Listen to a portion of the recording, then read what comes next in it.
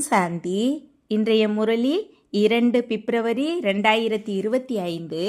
அவ்யக்த பாப்தாதா ரிவைஸ் 31/12/3 மதுபன். இந்த வருடத்தில் நிமித்தமும் பணிவும் உடையவராகி சேமிப்பு கணக்கை அதிகரித்து அகண்ட மகாதானி ஆகுங்கள். இன்று அநேக கரங்களை உடைய பாப்தாதா நாலாபுறங்களிலும் உள்ள தனது கரங்களை பார்த்து கொண்டு இருக்கிறார். சில கரங்கள் சாகாரத்தில் முன்னால் இருக்கிறீர்கள், மற்ற பல கரங்கள் சூட்ச்ம உருவில் தெரிகின்றன. பாப்தாதா தனது அநேக கரங்களை பார்த்து மகிழ்ச்சி அடைகிறார். அனைத்து கரங்களும் நம்பர்வார் ஆல்ரவுண்டராக எவரெடியாக கீழ்ப்படியும் கரங்களாக இருக்கிறீர்கள். பாப்தாதா சைகை காட்டினால் ஆமாம் பாபா, செய்கிறேன் பாபா, இப்போதே பாபா என்று வலக்கரங்கள் சொல்கின்றன. அப்படி அன்பான குழந்தைகளை பார்க்கும்போது எவ்வளவு மகிழ்ச்சி ஏற்படுகிறது. பாப்தாதாவை தவிர வேறு எந்த தர்மாத்மாவிற்கும் மகாத்மாவிற்கும் இப்படி இத்தனை ஒத்துழைக்கும் கரங்கள் கிடைப்பதில்லை என்று பாப்தாதாவிற்கு ஆன்மீக பெருமை இருக்கிறது. பாருங்கள், முழு கல்பத்தையும் சுற்றி வாருங்கள். இப்படிப்பட்ட கரங்கள் யாருக்காவது கிடைத்திருக்கிறதா? அதனால் பாப்தாதா ஒவ்வொரு கரத்தின் விசேஷத்தையும் பார்த்து கொண்டு இருக்கிறார். நீங்கள் முழு உலகிலும் தேர்ந்தெடுக்கப்பட்ட விசேஷ கரங்களாக இருக்கிறீர்கள். பரமாத்மாவிற்கு ஒத்துழைக்கும் கரங்களாக இருக்கிறீர்கள். பாருங்கள், இன்று இந்த ஹாலிலும் எத்தனை பேர் வந்திருக்கிறீர்கள். எல்லோரும் தம்மை பரமாத்மாவின் கரங்களாக அனுபவம் செய்கிறீர்களா? பெருமையாக இருக்கிறது தானே. புதிய வருடத்தை கொண்டாட நாலாபுறங்களில் இருந்தும் அனைவரும் வந்திருப்பதை பார்த்து பாப்தாதாவிற்கு மகிழ்ச்சியாக இருக்கிறது. ஆனால் புதிய வருடம் எதை நினைவூட்டுகிறது? புதிய யுகத்தையும் புதிய பிறவியையும் நினைவூட்டுகிறது. எந்த அளவு மிக பழைய கடைசி பிறவியோ அந்த அளவு புதிய முதல் பிறவி எவ்வளவு அழகாக இருக்கும். இது ஷாம், அது சுந்தர். எப்படி இன்றைய நாள் பழைய வருடமும் தெளிவாக இருக்கிறது, புதிய வருடமும் முன்னால் தெளிவாக இருக்கிறது. அப்படி புதிய பிறவியும் அவ்வளவு தெளிவாக இருக்கிறது. அப்படி உங்கள் புதிய யுகமும் புதிய பிறவியும் தெளிவாக முன்னால் வருகிறதா? இன்று கடைசி பிறவியில் இருக்கிறீர்கள், நாளை முதல் பிறவியில் இருப்பீர்கள். தெளிவாக இருக்கிறதா? முன்னால் வருகிறதா? யார் ஆதி குழந்தைகளோ அவர்கள் பிரம்ம பாபாவை அனுபவம் செய்திருக்கிறீர்கள். பிரம்ம பாபாவிற்கு தனது புதிய பிறவியின் ராஜ்ய சரீர வடிவ ஆடை முன்னால் ஹேங்கரில் தொங்கிக் கொண்டு இருப்பது தெரிந்தது. எந்த குழந்தை சந்திக்க சென்றாலும் இன்று முதியவராக இருக்கிறேன், நாளை மிச்சுனுவை போல, அதாவது கிருஷ்ணரை போல ஆவேன் என்பது பிரம்மபாபாவின் அனுபவமாக இருந்ததை அவர்கள் அனுபவம் செய்தார்கள். நினைவிற்கு வருகிறதா? பழையவர்களின் நினைவுக்கு வருகிறதா? விளையாட்டே இன்று மற்றும் நாளையாக இருக்கிறது. இந்த அளவு எதிர்காலம் தெளிவாக அனுபவமாக வேண்டும். இன்று சுயராஜ்ய அதிகாரி, நாளை உலக ராஜ்ய அதிகாரி. போதை இருக்கிறதா? பாருங்கள், இன்று குழந்தைகள் கிரீடம் அணிந்து அமர்ந்திருக்கிறீர்கள். ரிட்ரீட் நிகழ்ச்சிக்கு வந்திருக்கும் டபுள் விதேசி சிறு குழந்தைகள் கிரீடம் அணிந்து அமர்ந்திருந்தார்கள். அதனால் என்ன போதை இருக்கிறது? கிரீடம் அணிவதால் என்ன போதை இருக்கிறது? இவர்கள் பரிஸ்தாவின் போதையில் இருக்கிறார்கள். தாம் போதையில் இருக்கிறோம் என்று கரங்களை அசைக்கிறார்கள். அதனால் இந்த வருடம் என்ன செய்வீர்கள்? புதிய வருடத்தில் என்ன புதுமையை செய்வீர்கள்? ஏதாவது திட்டமிட்டு இருக்கிறீர்களா? என்ன புதுமை செய்வீர்கள்? புரோகிராம் செய்து கொண்டே இருக்கிறீர்கள். லட்சமும் செய்திருக்கிறீர்கள், 2 லட்சமும் செய்திருக்கிறீர்கள். புதுமை என்ன செய்வீர்கள்? இந்த கால மனிதர்கள் ஒரு பக்கம் பெற வேண்டும் என்று தாமே விரும்புவார்கள். ஆனால் பலவீனமாக இருக்கிறார்கள், தைரியமில்லை. கேட்பதற்கு விரும்புகிறார்கள், எனினும் ஆவதற்கு தைரியமில்லை.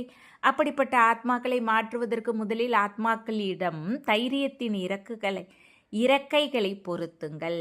தைரிய இறக்கைகளை பொருத்த ஆதாரமாக இருப்பது அனுபவம் செய்ய வையுங்கள். அனுபவம் அப்படிப்பட்ட பொருளாக இருக்கிறது.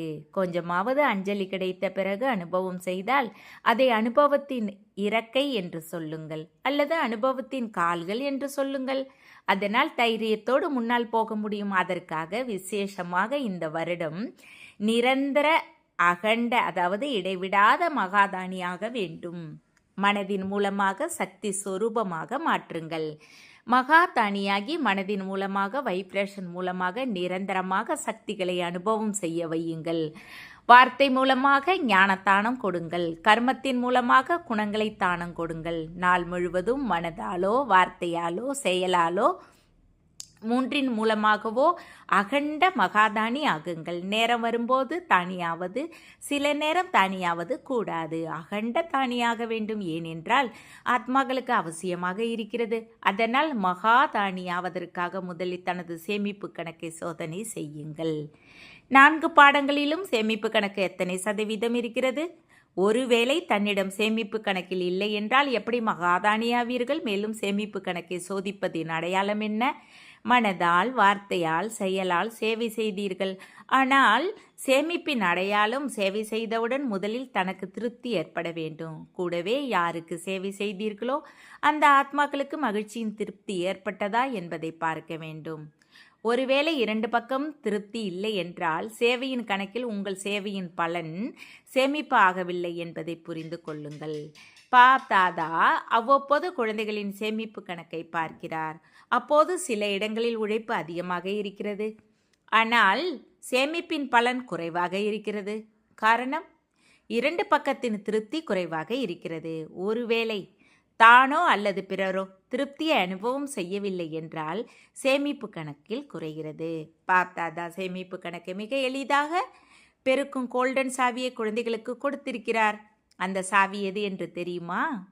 கிடைத்திருக்கிறது தானே.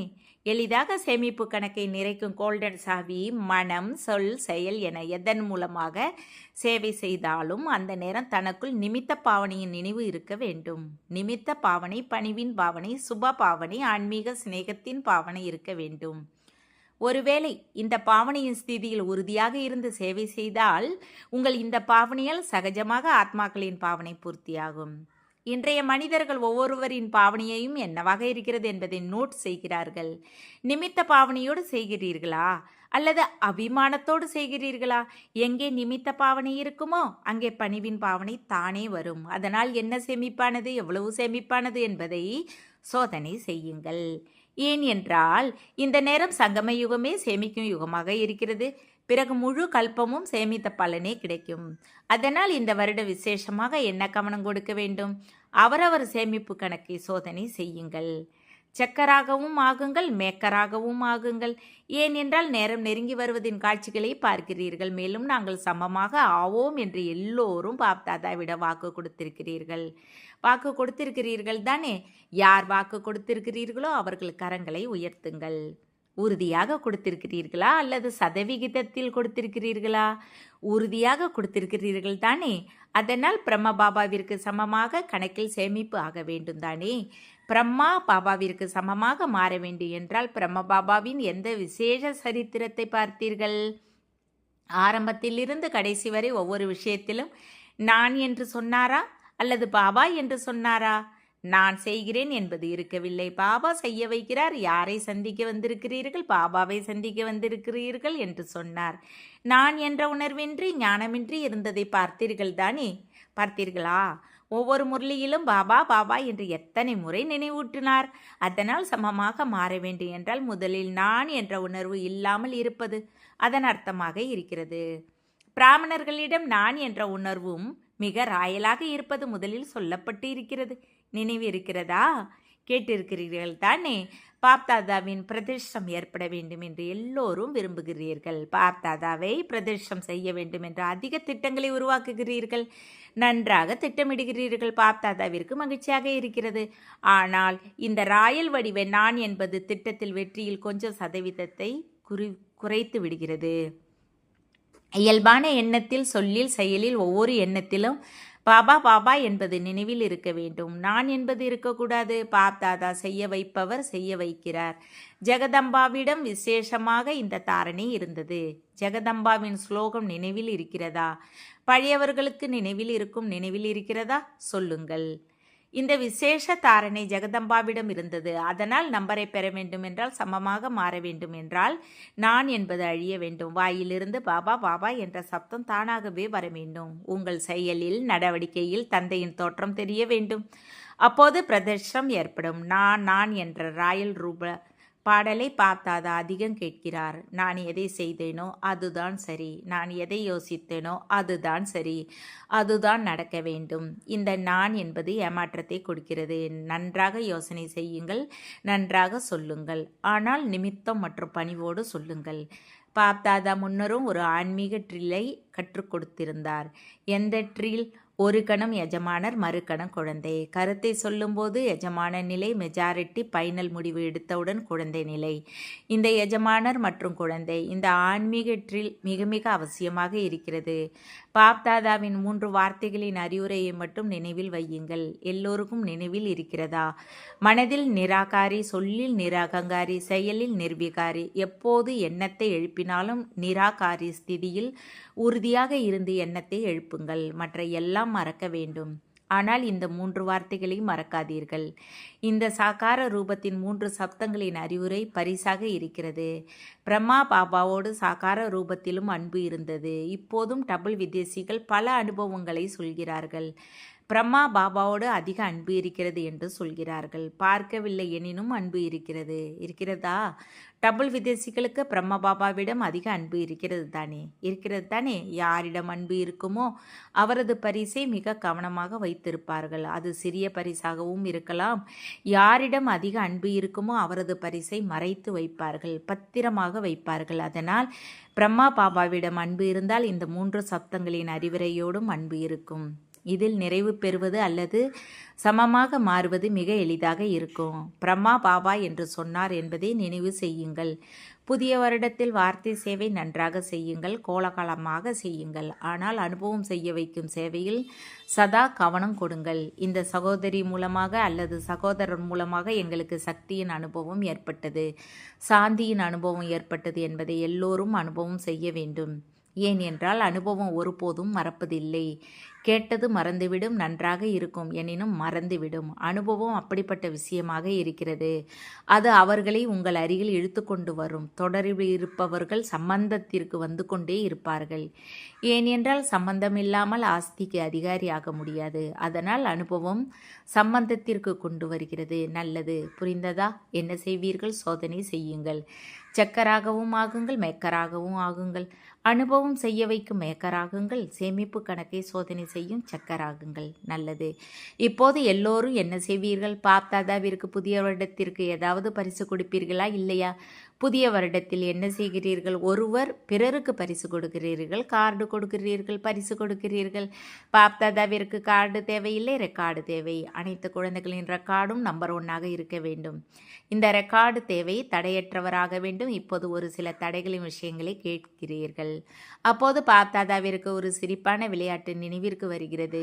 சிரிப்பான விளையாட்டு எது என்று தெரியுமா? முதியவர்கள் பொம்மைகளோடு விளையாடுவதே அந்த விளையாட்டு. முதியவராக இருந்து கொண்டு பொம்மைகளோடு விளையாடினால் அது சிரிப்பூட்டும் விளையாட்டுத்தானே. இப்போது சின்ன சின்ன விஷயங்களுக்காக எவற்றை கேட்டு இருக்கிறோமோ பார்க்கிறோமோ அவை அப்படியே தோன்றுகின்றன. வான்பிரஸ்து நிலையில் இருக்கிறார்கள். ஆனால் விஷயம் எவ்வளவு சிறியதாக இருக்கிறது. அதனால் இந்த ரெக்கார்டு தந்தைக்கு பிடிக்கவில்லை. இதற்கு பதிலாக கார்டுக்கு பதிலாக தடையற்று இருக்கும் ரெக்கார்டை கொடுங்கள். சிறிய விஷயங்கள் முடிந்தன. பெரியதை சிறியதாக மாற்ற கற்றுக்கொள்ளுங்கள். பிறகு சிறியதை முடிப்பதற்கு கற்றுக்கொள்ளுங்கள். பாப்தாதா ஒவ்வொரு குழந்தையின் முகத்தையும் பாப்தாதாவின் முகத்தை பார்க்கும் கண்ணாடியாக மாற்ற விரும்புகிறார். உங்கள் கண்ணாடியில் பாப்தாதா தெரிய வேண்டும். அதனால் அப்படிப்பட்ட அதிசய கண்ணாடியை பாப்தாதாவிற்கு பரிசாக கொடுங்கள். உலகில் பரமாத்மாவை காட்டும் எந்த கண்ணாடியும் கிடையாது. அதனால் நீங்கள் இந்த புதிய வருடத்தில் இந்த பரிசு கொடுங்கள். அதாவது விசித்திர கண்ணாடியாக மாறிவிடுங்கள். யார் பார்த்தாலும் யார் கேட்டாலும் அவருக்கு பாப்தாதாவே தெரிய வேண்டும், கேட்க வேண்டும், தந்தையின் சத்தம் கேட்க வேண்டும். அதனால் பரிசு கொடுப்பீர்களா? யார் கொடுக்க வேண்டும் என்று உறுதியாக நினைக்கிறீர்களோ அவர்கள் கரங்களை உயர்த்துங்கள். உறுதியான எண்ணத்தின் கரத்தை உயர்த்துங்கள். டபுள் விதேசிகளும் கரங்களை உயர்த்துகிறார்கள். சிந்தி குரூப்பும் உயர்த்துகிறார்கள். யோசித்து உயர்த்துகிறார்கள். நல்லது.